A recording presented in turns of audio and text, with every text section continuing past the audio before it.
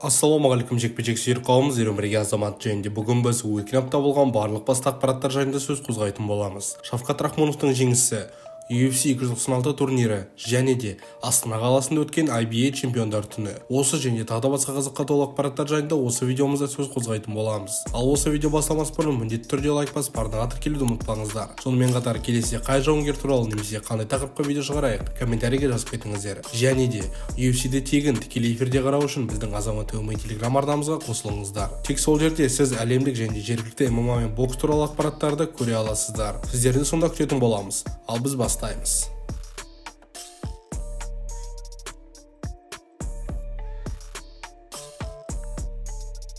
Ең алдымен кеше ғана өткен UFC 296 турнирі жайлы сөз қозғайық. UFC компаниясының осы жылда аяқтайтын соңғы турнирінде біраз атышулы жауынгерлер жекпе-жек өткізген. Прелимде біраз жыл бұрын батырымыз Асу Алмабаевты жеңіп кеткен Тагир Оламбеков өнер көрсеткен еді. Қарсыласымен аса жеңіл салмақ рейтингін жауып тұрған екі жауынгер өзара кездескен болатын. Алғашқы раундта жекпе-жек жақын болғанымен келесі раундта Тагир қылқындыру әдісімен жеңіске жетті. Болашақта Асу Алмабаев пен Тагир Оламбеков арасындағы реваншты күтетін боламыз. Қалай ойлайсыздар? Қазіргі Асу Тагирді жеңе ала ма? Өз ойларыңызды комментарийге жазып кетсеңіздер болады. Ал біз жалғастырамыз. Кезіндегі ең үздік жауынгерлердің бірі жеңілдеу салмақтың бұрынғы чемпионы Коди Гарбранд өз мансабын қайта қосуға тырысып келеді. Бұл жолы 37 жастағы Брайан Келлермен кездескен. Жекпе-жек басталысымен Коди бірден соққы алмасуға көшіп, бірінші раундта таза нокаутпен жеңіске жетті.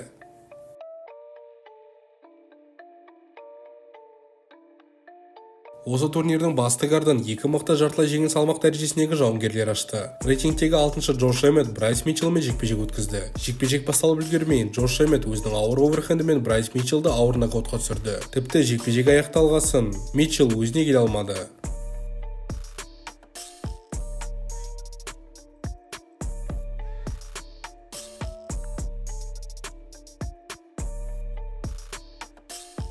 Көптеген жанкүйерлердің сүйікті жауынгері Тони Фергюсон британдық Пэдди Пимблетпен кездесті. Жекпе-жектің басында Тони өзін жақсы көрсеткенімен, Пэдди жекпе-жекті соңына дейін апарып, төрешілердің шешімімен жеңіске жетті. Осымен Тони қатарынан 7 рет жеңіліп, антирекордқа жетті.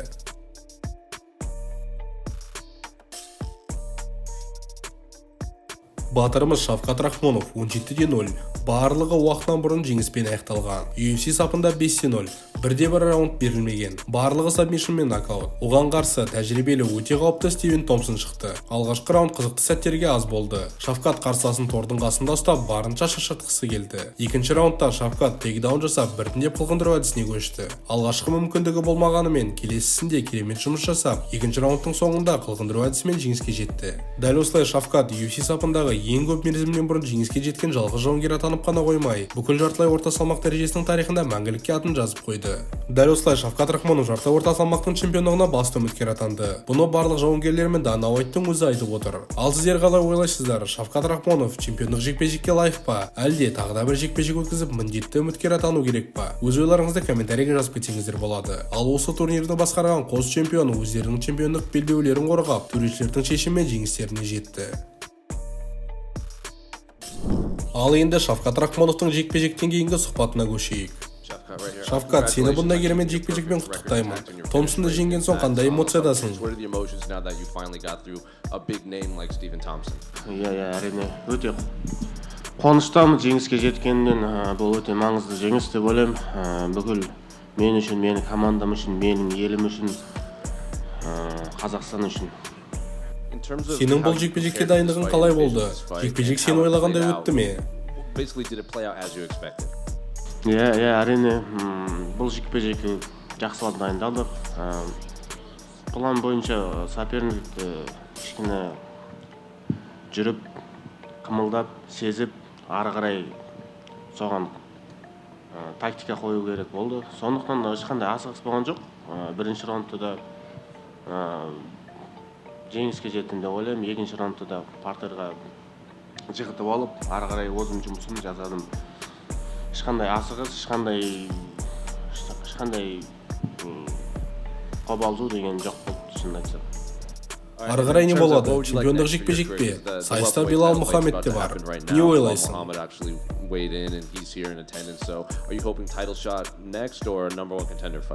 Білмедім, уақыт көрсетеді. Әрине мен түтінді жекпе-жекке дайынмын деп ойлаймын.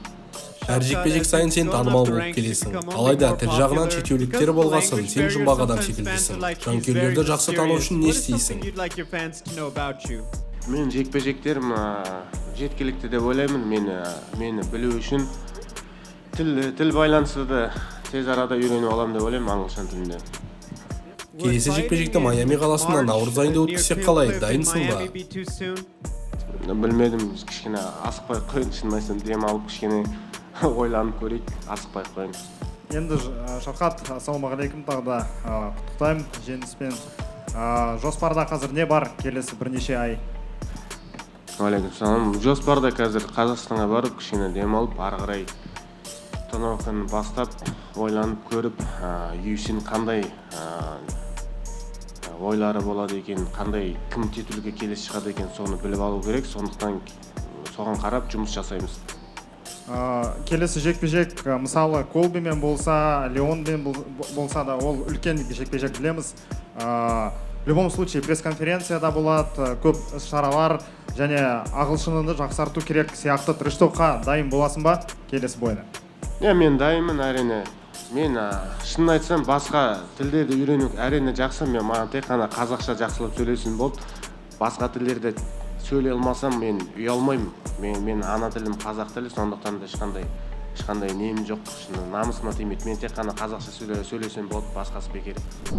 Біраз күн бұрын Астана қаласында IBA чемпиондар түні өткен болатын. Бұл сайысқа Қазақстанның әуесқой бокс ұлттық құрамының басты жұлдыздары қатысқан болатын. 51 келі салмақта Санжар Ташкенбай өзбек боксшысы Надиржон Мирзахметовті төрешілердің бір ауыз шешімімен жеңді. 57 кг салмақта Махмуд Сабырхан Куба елінің боксшысы Роландо Мартинесті төрешілердің шешімімен жеңіп кетті. 63 келі салмақта Серік Теміржанов сербиялық Павел Федоровқа төрешілердің шешімімен есе жіберді. 67 келі салмақта Дулат Бекбауов ресейлік Харитон Агрбадан жеңіліп қалды. 71 кг салмақта ұлттық құрамының капитаны Асланбек Шынбергенов 4-ші раундта техникалық нокаутпен Мексика боксшысы Мигель Барегадан жеңіліп қалды. Бекзат Нұрдәулетов Никита Зондо төрешілердің бір ауыз шешімімен жеңіп кетті. Ал осы бокс кешін басқарған Данияр Елеусінов 2 жыл үзілістен соң қайта оралып, африкандық Джабулани Махенсінді төрешілердің бір ауыз шешімімен жеңді. Қазақ елінің боксшыларының осы IBA чемпиондар түніндегі жекпе-жектері жайлы не ойлайсыздар? Көңілдеріңнен шықты ма? Комментарийге жазып кетсеңіздер болады.